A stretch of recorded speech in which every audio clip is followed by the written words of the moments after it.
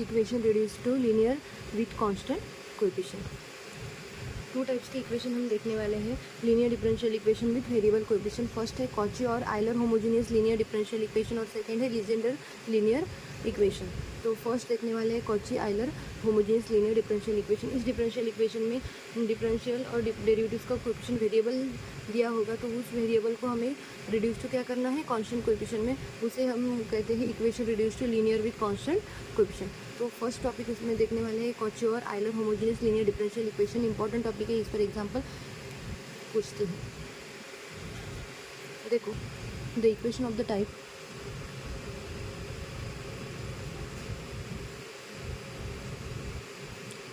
a0 x to the power n del to the power n y upon del x to the power n plus a1 x to the power n minus 1 del to the power n minus 1 of y upon x to the power n minus 1 plus up to so on plus an minus 1 x del y by del x plus an of y equals to f of x.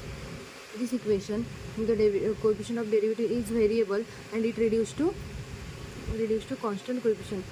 Variable coefficient को हमें reduce करना है constant coefficient में, उसे हम कहते हैं equation reduce to linear with constant coefficient. उसमें का फर्स्ट टॉपिक है Cauchy Euler homogeneous linear differential equation और this the equation of the type है Cauchy homogeneous linear differential equation. इस टाइप में इक्वेशन दिया होगा तो उसे हम कहेंगे Cauchy Euler homogeneous differential equation. Equation को रिड्यूस टू कांस्टेंट कोएफिशिएंट में करना है तो पुट करना होगा, put x equals to e to the power z, put x equals to e to the power z, then it can also written as in the form of, these are the exponential function, it can be written as logarithmic function z equals to log x, then derivative of z with respect to x, del z upon del x equals to 1 by x. Now this differential coefficient dy by dx, it can be written as dy by dx equals to dy by dz into dz upon dx by using chain rule. The value of dz upon dx is 1 by x into dy by dz. Okay, it can also written as this x transposed to left hand side, x dy by dx equals to dy by dz. Therefore dy by dz can also written as del of y. Therefore capital del is the operator of del by del z. X dy by dx equals to d of y. Similarly for x square, del square y upon del x square, it can be written as d of d minus 1 y. X cube, del cube y upon del x cube, it can be written as d minus 1 d minus 2 of y up to so on x to the power n del to the power n of y x to the power n equals to d minus 1 d minus 2 d minus 3 up to so on. Okay, तो इस type में आपको substitution करना होगा जिससे कि हमारा linear differential equation with variable coefficient से वो रिड्यूस होगा linear differential equation with constant coefficient. Example देखेंगे हम। देखो example, solve x square del square y upon del x square minus x del y by del x plus 4y equals to cos log of x plus x sine of log x. Given equation is a Cauchy homogeneous linear differential equation because differential का coefficient हमें यहाँ variable दिया है, इसे reduce to हमें करना है constant coefficient में, तो हमें पुट करना है put x equals to e to the power z. These are the exponential function. इसका logarithmic function हम लिख सकते हैं z equals to log x और let d stand for capital D stand for del by del z. Again यहाँ note देखो, x square del square y upon del x square की जगह हम क्या पुट कर सकते हैं, इसके पहले हम हमने देखा है del x square del square y upon del x square की जगह d into in bracket d minus 1 of y and x del y by del x की जगह हम पुट कर सकते हैं del of y. The equation first, given equation first implies, equation first क्या मिलेगा फिर हमें, d into in bracket d minus 1 of Y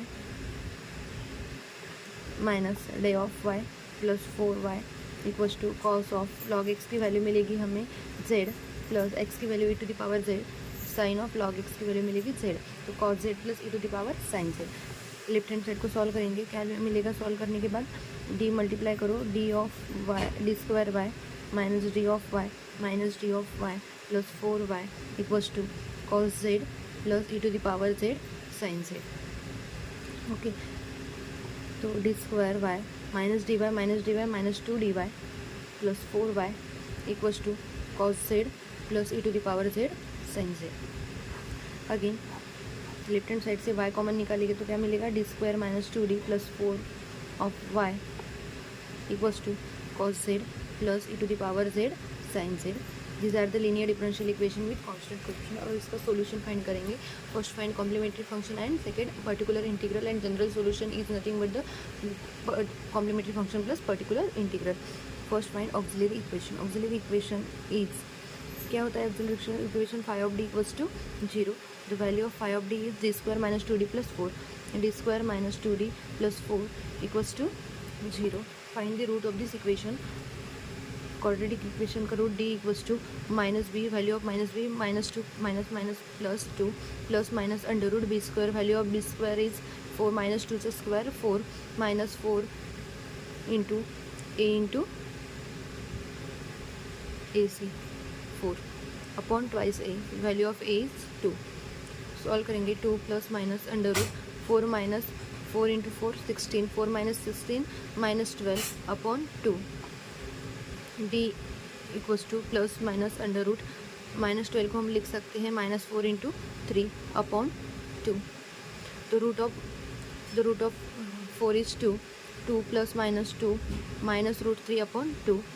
numerator से 2 कॉमन निकाला तो मिलेगा 2 into in bracket 1 plus minus under root minus 3 upon 2। It can also written as d equals to 2 get cancelled 1 plus minus value of root minus root 3 i. Negative root की value मिलती है imaginary और root 3 आई, root 3 का root 3 i. Okay, तो d equals to मिलेगा 1 plus minus root 3 i. Here alpha equals alpha plus i, beta की जगह compare करो, value of alpha is 1 and beta is root 3। तो बीटा की वैल्यू ऑलवेज पॉजिटिव लेना है, अल्फा 0 पॉजिटिव निगेटिव चलेगा लेकिन बीटा ऑलवेज पॉजिटिव। तो कॉम्प्लीमेंट्री फंक्शन मिलेगा y c equals to e to the power alpha z. यहाँ ऑपरेटर जेड के फॉर्म में हमें मिला है तो डी ऑपरेटर होता है डेल बाय डेल जेड। तो हमें यहाँ वेरिएबल लेना है z, e to the power alpha z. तो वैल्यू ऑफ अल्फा इज़ 1 तो e to the power z into in bracket C1 cos of value of beta is root 3 z plus C2 sine of root 3 z. तो हमें complementary function मिला है y c equals to e to the power z C1 cos of root 3 z plus C2 sine of root 3 Z. यह है complementary function. इसके बाद हमें find करना है पर्टिकुलर इंटीग्रल। पर्टिकुलर इंटीग्रल को हम कैसे लिखते हैं, 1/5 of D into f of x, the value of f of x is cos z plus e to the power z sine z. Find करना है particular integral. Particular integral is written as 1/5 of D into f of x, the value of phi of D is D square minus 2d plus 4 into cos z plus e to the power z sine z. अब हमें 1/5 D is operator is F of x के bracket में हमें multiply करना है। तो क्या मिलेगा यहाँ मल्टीप्लाई करने के बाद 1/d square minus 2d plus 4, addition में है तो हम मल्टीप्लाई कर सकते हैं। क्या मिलेगा, cos z plus 1/d square minus 2d plus 4 e to the power z sine z. अब देखो हमारे पास एक पी के लिए केस दी है, केस देखो ये केस है 1/5 of D into cos of a x और साइन ऑफ ए एक्स होगा।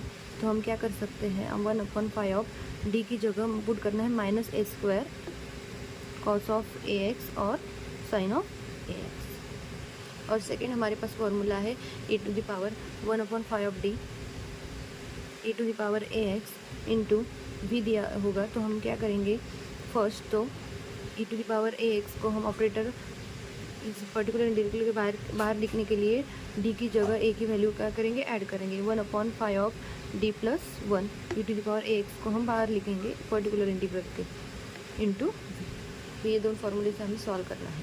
तो 1 बाय 1 हम सॉल्व करेंगे।